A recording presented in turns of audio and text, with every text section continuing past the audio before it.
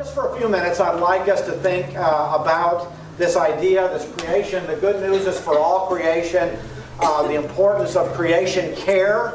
And I was aligning this sermon series for quite some time, even prior to realizing that we were going to be together and this was all going to providentially work out in the park for this lesson this morning. We might continue it for another week or two, but I want to begin with a story.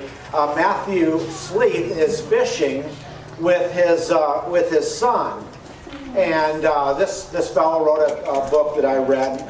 Matthew Sleeth read this particular story, and his son catches a very big fish out of the lake he was fishing in, and Matthew, the dad, was not really a fisherman.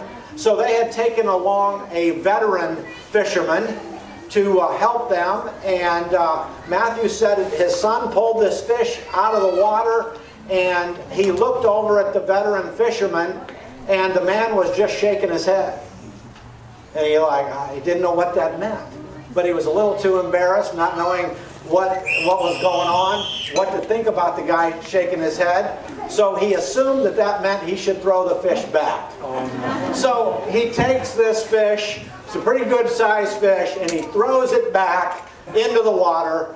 And his son goes back and resumes his fishing again for a few more minutes and catches another good sized fish, not quite as big as the other one, but he brings it out of the water, and he looks over at the veteran fisherman, and the man is just shaking his head. And he doesn't really know what is going on, but he gets up the courage to ask the guy what this all means. And he says, "Well, let the boy keep that one. I have fished on this lake all my life, and that second one is the second largest fish I've ever seen. A minute ago you threw back the largest fish I've ever seen." And then he says to his son, "Well, we'll take that fish home and show Mom, and we can clean it and cook it and eat it." And then the old timer, says to the boy, "Don't let him eat more than a bite or two. This lake contains dioxin, and you can't eat the fish anymore. Dioxin, if you know any of the details, at least at certain levels, it causes moms to miscarry and brains to malfunction. They believe it's a link to cancer." I was thinking about this story, this wonderful, beautiful story, and how this captures so much of our modern life and predicament, where it is about joy and enjoyment and relationship and a father-son story, you can't beat it, and a polluted lake that is somehow a result of human activity.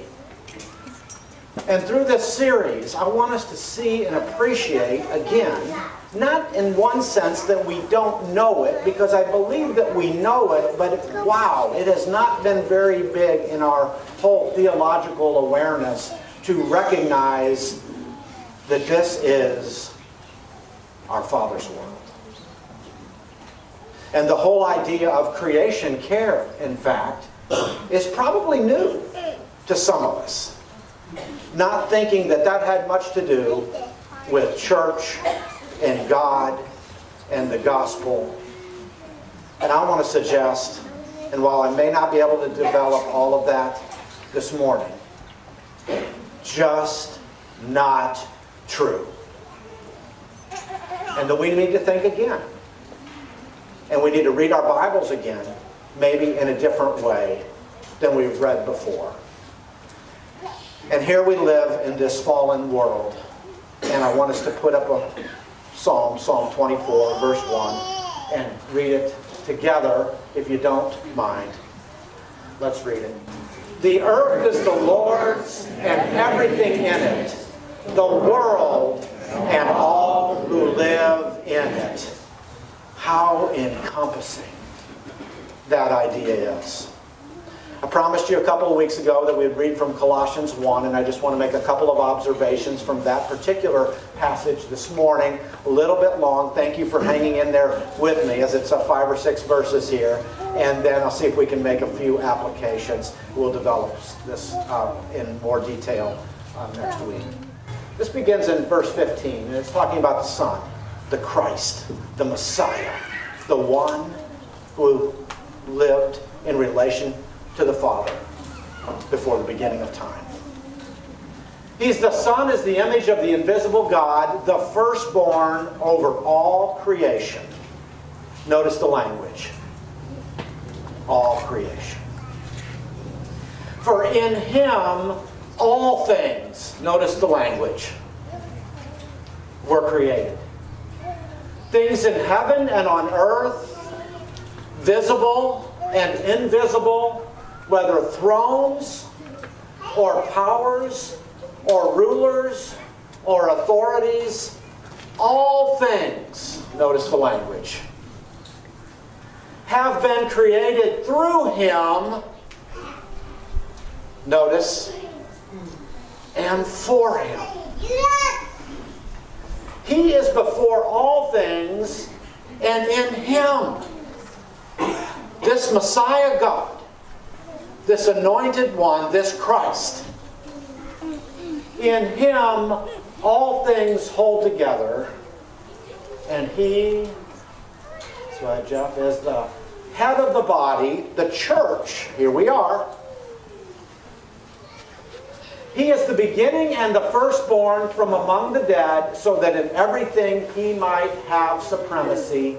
For God was pleased to have all the fullness dwell in Him. And now get this. And through Him to reconcile to Himself all things.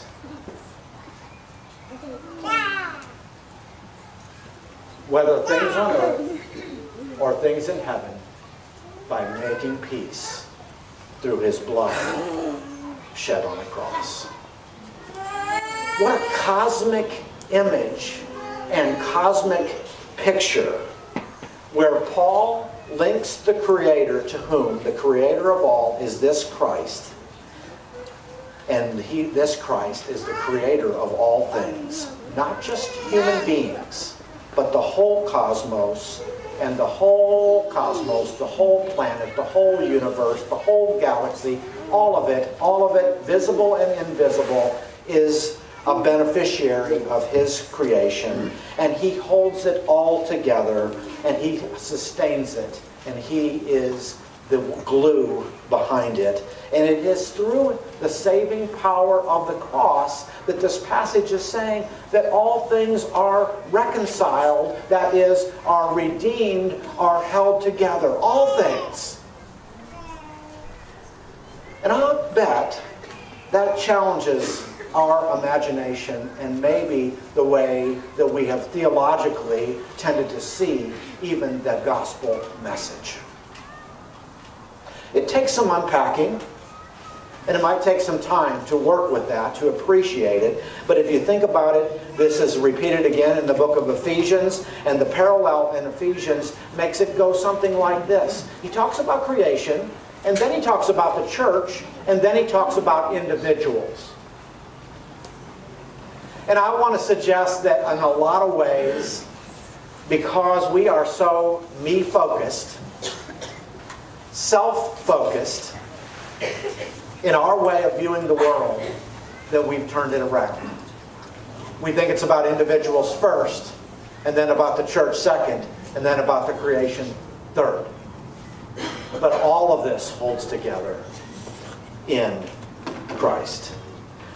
I think it's amazing in the passage that it's suggesting that we are not saved, then ultimately saved out of creation.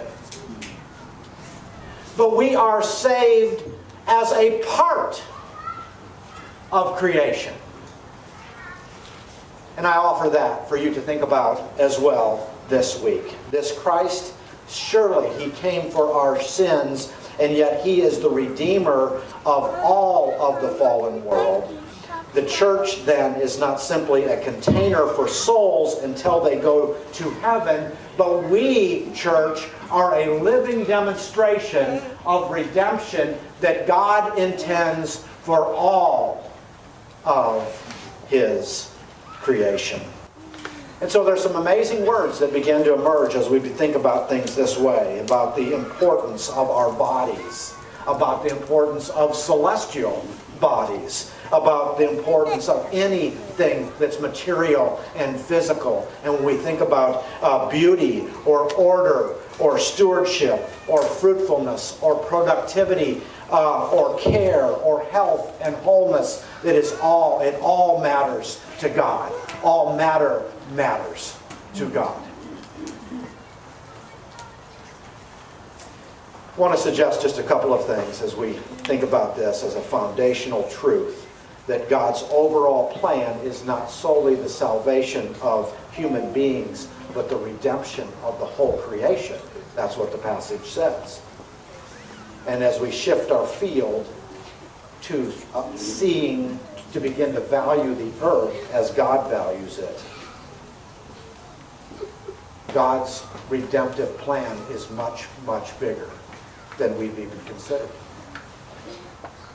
And so just a couple of points. The first one is this.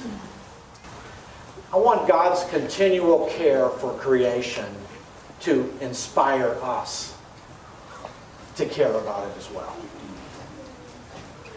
And this might strike some of us because we have different gifts and we have different interests and we have different backgrounds, we have different perceptions of this, that some might be drawn to this in ways that others might not quite as much. But I hope that there's some that will see the importance of the continual care for creation and inspiring us to care as well.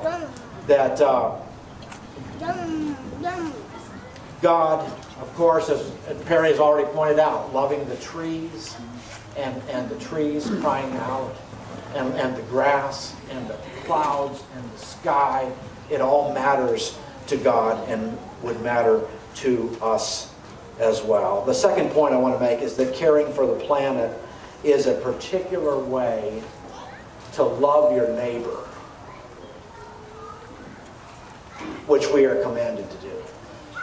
And we know that that's the truth. It's part of the Great Commandment, is to love our neighbor. I want to suggest to you that creation care is a part of the way that we love our neighbor. And I'm not going to put all the flesh on the bones there today, but I want to leave it at that. Maybe simply to say, to trash someone else's property is not to care for them at all. This is developed very marvelously in a little book called by Matthew Sleeth called Serve God and Save the Planet. And I'll tell you what, it's a difficult book to read because we are caught in a system that really is not very ecologically friendly, environmentally friendly, and the actions we take every day, on the one hand, I want to suggest matter. On the other hand, it's hard to escape the system that we're all entrapped in. So what do? And it raises that question again and again. Let me get to that in just a minute. I hope that as we go through this and as we've made the case, and as we make the case for creation care, go ahead and put up point 3, Jeff, that our greatest challenge is to move from thought to action. And it's going to take the village to figure out how to do that. Okay? It's not as if I have all the answers on what that means. Or I have any answers for how to remove dioxin from the lake. I'm simply saying it matters. Now, church, how do we think about this and pray about this and help one another to take actions that demonstrate creation care? The first thing is awareness. As a follower of Jesus, You are a creation care missionary. And in fact, you can think of a passage like in the book of Jeremiah where it says, seek the welfare of the city. This is what we are as believers are to do, to seek the welfare of our city. So how might that translate even as we think about this in terms of creation care? A couple of simple word changes for me that I've been thinking about in the last couple of weeks is the word universe. I don't want to use the word universe anymore.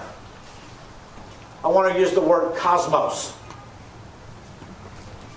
It's a slight little change, but cosmos has behind it the idea that there is an order, a meaningful order, because there is a creator behind that universe.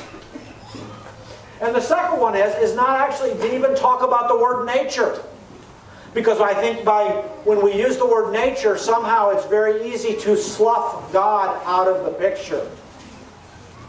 And so I want to suggest, in fact, that you begin to use the word creation rather than nature. That the earth, to our knowledge, is the only place in the universe to have life, and it is sacred life. The earth is constantly extending an invitation for us to open ourselves to the presence of the Creator. It's a difficult topic. I don't mean to make it simple in terms of the solutions. Dale Simpson this past week sent out to the small group leaders, I believe it was, Dale, right? A query basically saying, how are you thinking about this in your small group as it relates to creation care? And what can we do? And I know that there's some among us who have thought about this even in their workplace to a great degree. And the answer is, it's hard. A lot of the problem is commercial. A lot of the problem is in third world countries. And yet it doesn't mean that we can't make some individual pledges and kind of rethink how we go about creation care. So one of the things I want to suggest is that some of you, and I suspect that maybe there are some teens here today that could be called into an ecological mission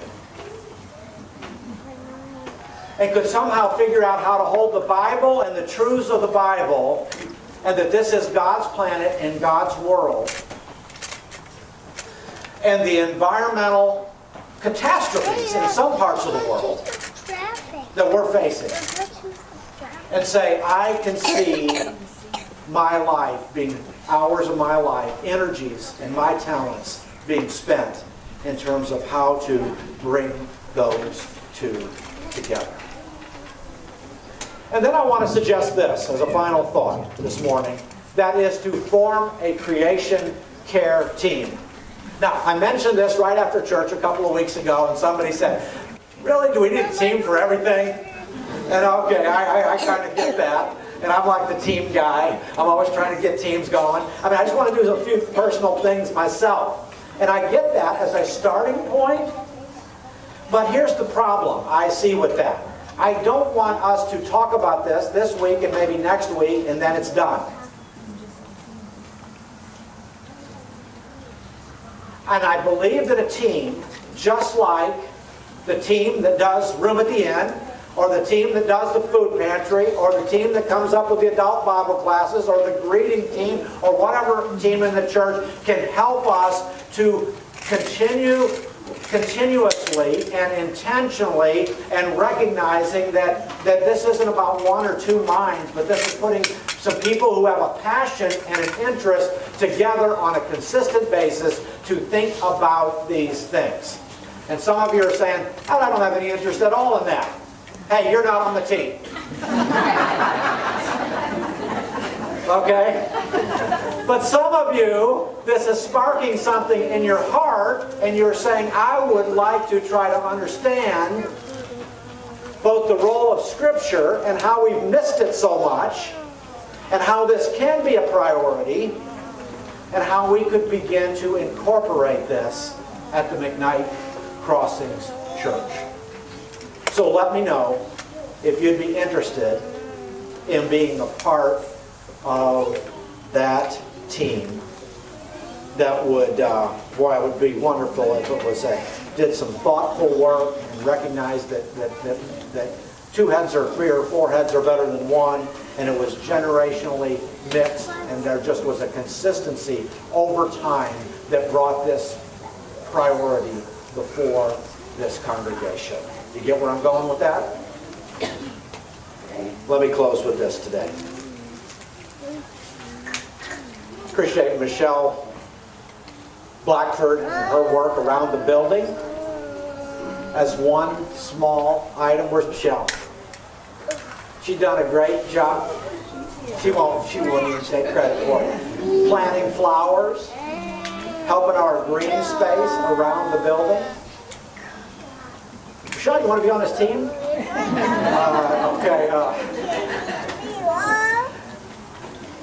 Thinking about Brett Blackford as another one who's helped create space and green space at the building. Just using that as a small illustration of ways that we can continue to take this and think about things like recycling and fair trade coffee. And I got home from vacation and we got our mail. There just wasn't anything in it. You know what I mean? It's like just this huge pile of junk mail. I'm thinking, why am I still getting this? I don't want any of this. Wasn't anything in there. It all went into the trash immediately. And how inefficient.